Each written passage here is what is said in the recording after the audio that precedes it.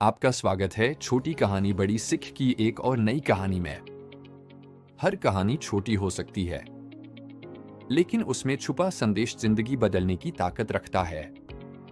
तो चलिए आज की कहानी शुरू करते हैं।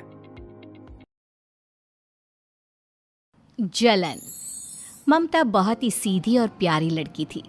वहीं सुनील एक सरल और आगे बढ़ने की सोच रखने वाला लड़का। सुनील, बेटा सुनील कहाँ है? अरे जरा एक गिलास पानी तो दे दो। हाँ माँ, अभी आया। क्या माँ, पानी तेरे सर के पास ही तो रखा है। क्या हो गया है, तबीयत खराब है क्या? अरे नहीं नहीं, वो उठने का मन ही नहीं कर रहा था, तो देखा ही नहीं। वैसे क्या कर रहा है? यहाँ बैठ ना मेरे पास। माँ पढ़ रहा था। वो क्या है ना, नौकरी में तो वक्त नहीं मिलता, अब ऑफिस से घर आकर ही तो वक्त मिलता है। अच्छा अच्छा ठीक है, पढ़ ले जा बेटा। सुनील पढ़ लिख कर और आगे बढ़ना चाहता था, लेकिन माँ की तबीयत खराब देखकर सोचता है कि शादी ही कर ले। कब तक माँ का ख्याल वो अकेले रख पाएगा? तो एक दिन, माँ ये ममता है, मैंने इससे शादी कर ली है। तुम्हारी तबीयत भी ठीक नहीं रहती, तो मैंने सोचा शादी कर लेता हूँ। घर संभालने वाली और तुम्हें संभालने वाली कोई आ जाएगी तो अच्छा रहेगा। माँ अचानक से सामने बहू देखकर हैरान रह जाती है। बेटा ये क्या बात होती है? न बैंड, न बाजा, न दहेज, न शगुन, ऐसा कैसे बहू आ गई? माँ तू तो जानती है, मैं नौकरी के साथ पढ़ाई कर रहा हूँ, तो कहाँ से इतना पैसा बचा पाता कि धूमधाम से शादी करता। वैसे भी माँ, लोग तो आकर खाकर निकल जाएंगे, इसलिए बस वैसे ही। माँ जी, मैं आपका ख्याल रखूंगी। वैसे भी ये आगे की पढ़ाई कर रहे हैं, अच्छा कुछ कर गए तो सबके दिन फिर से अच्छे आ जाएंगे। सास को ममता की बात ठीक तो लगती है, लेकिन मन में कहीं ना कहीं लगता है कि कहीं बहू बेटे को लेकर फुर्र ना हो जाए और फिर तो वो रह जाएगी अकेली। बेटा देख, मेरा जो कुछ भी है वो सुनील ही है, और सुनील का भी अब इस दुनिया में मैं ही हूँ और कोई नहीं। क्या सुनील? बिल्कुल माँ, लेकिन आज से ममता भी मेरे जीवन का अहम हिस्सा है, जैसे तू है। सास को बड़ा बुरा लगता है कि उसकी सल्तनत में कोई और हिस्सेदार कैसे हो सकता है। कैसे कोई और उसके 30 साल के बेटे की जिंदगी में अचानक से आकर बराबर का हिस्सेदार बन सकता है। देख बहू, मैं भले थोड़ा बीमार रहती हूँ, लेकिन इसका मतलब यह नहीं कि घर की चीज़ों में मेरा कंट्रोल खत्म हो गया है। मैं आज भी इस घर की रानी हूँ, समझी? बेटा सोचता है कि ये माँ को अचानक से क्या हो गया। कल तक जो माँ कहती थी कि जिंदगी का कोई भरोसा नहीं, वो अचानक से जंग के मैदान की झांसी की रानी कैसे बन गई? माँ क्या हो गया है? सब ठीक है ना? अचानक कैसी बात कर रही हो? ममता का आज पहला दिन है, स्वागत करो उसका। आसपास की आंटियों को बुलाओ, नई दुल्हन की मुंह दिखाए करवाओ। खैर, सास होने का फर्ज निभाती है और बाद में एक सहेली के साथ बाहर निकल जाती है। क्यों री बताया नहीं कि बेटे का ब्याह कर रही हो? वैसे तो सारा दिन हम ही में घुसी रहती हो। अरे मुझे भी तो अभी पता चला, यूं अचानक सर पर लेकर आ गया। कहता है बहू है माँ तुम्हारी, अब इसको भी इतना ही मैं प्यार करता हूँ जितना तुझे करता हूँ। लो जी, ये क्या बात होगी? क्यों इतना प्यार करता है? अरे माँ का प्यार तो ज़्यादा होता है। अब उसको तो कोई दूसरा पति मिल सकता है, लेकिन तुम ही बताओ, क्या माँ की ममता किसी और की हो सकती है? ना जी ना, बेटे को समझाओ ये बात। अरे क्या समझाऊं, मुझे तो खुद ही समझ में नहीं आ रहा कि क्या हो रहा है। जो बेटा कल तक माँ माँ करता था, अचानक से बीवी बीवी का राग आलाप रहा है। देखा, उसकी बीवी ना सुंदर और जवान है। सुंदरता के आगे तो एक से एक नहीं टिके, तो तेरा बेटा किस खेत की मूली है? सास को भी समझ में आ जाता है कि बहू की सुंदरता के आगे माँ का प्यार किसी काम का नहीं। उधर बीवी, ए जी, अम्मा जी सहेलियों को छोड़ने गई थी, अभी तक आई नहीं, हम देख आए क्या?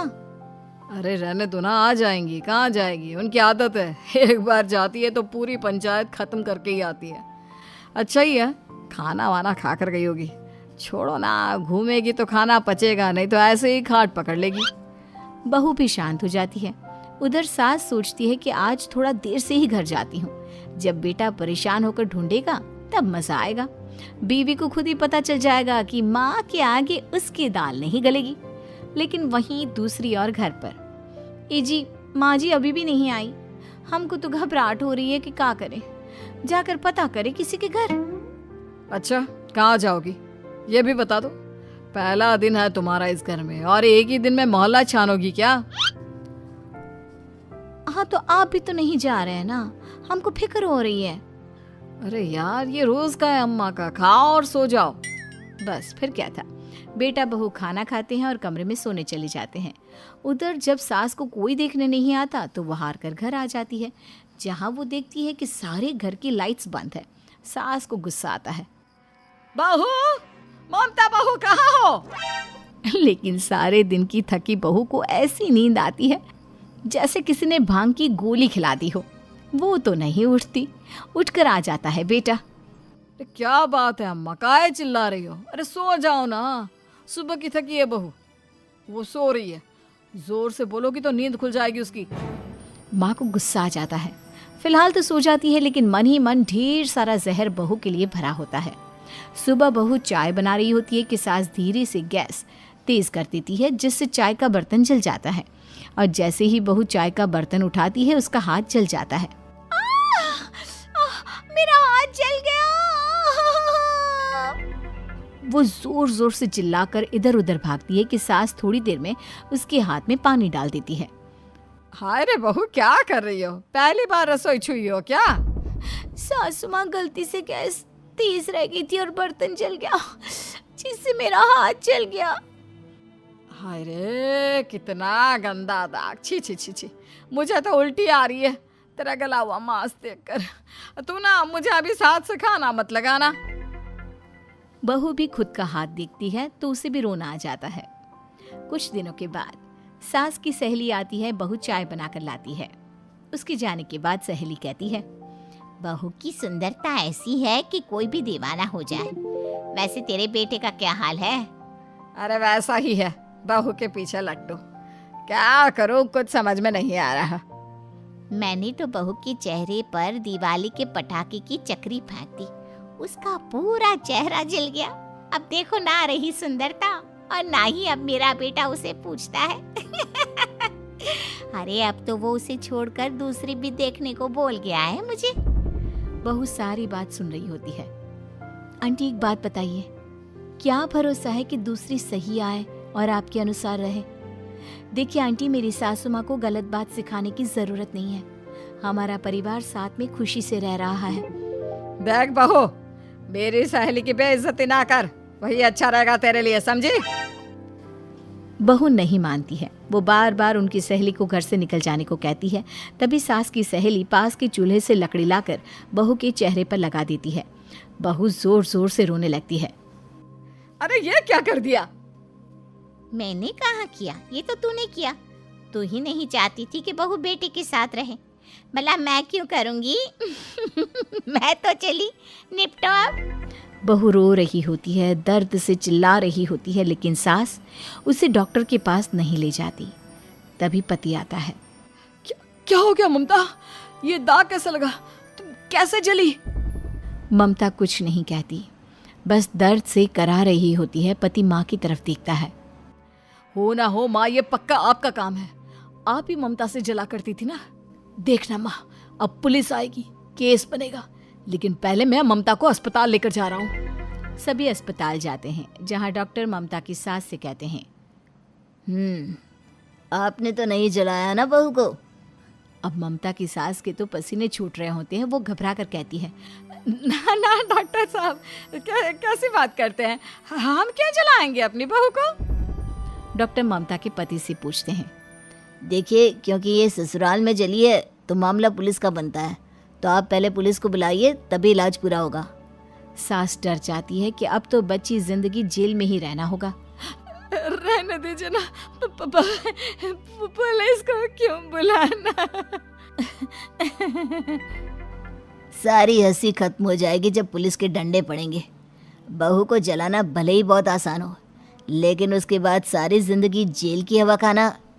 सास डर जाती है। पुलिस आती है। पास लेटी दर्द से करा रही ममता स्टेटमेंट देती है। तो क्या हुआ था? कैसे जली आप? ममता पास खड़ी सास को देखती है। बेटी बताओ कैसे चल गई तुम? ओए काका का किरण वाली शाहरुख, चुप, बिल्कुल चुप। सास चुप। सभी इंतज़ार करते हैं कि ममता क्या बोलेगी। जी मैं खाना बना रही थी, लकड़ी उड़कर मेरे ऊपर गिर गई और मैं जल गई। सास बहू की बात सुनकर रोने लगती है। देखा माँ, कितनी समझदार है ममता। ये चाहती तो, हाँ बेटा, ये चाहती तो मैं आज जेल में होती। मुझे माफ कर दे, मैं आगे से अभी कभी ऐसा नहीं करूंगी। बहू के साथ मिलकर रहूंगी, मुझे माफ। उम्मीद है आपको ये कहानी पसंद आई होगी। ऐसी ही और दिल छू लेने वाली कहानियां देखने के लिए वीडियो को लाइक करें और चैनल सब्सक्राइब करना न भूलें। मिलते हैं अगली कहानी में। तब तक मुस्कुराते रहिए और सीखते रहिए।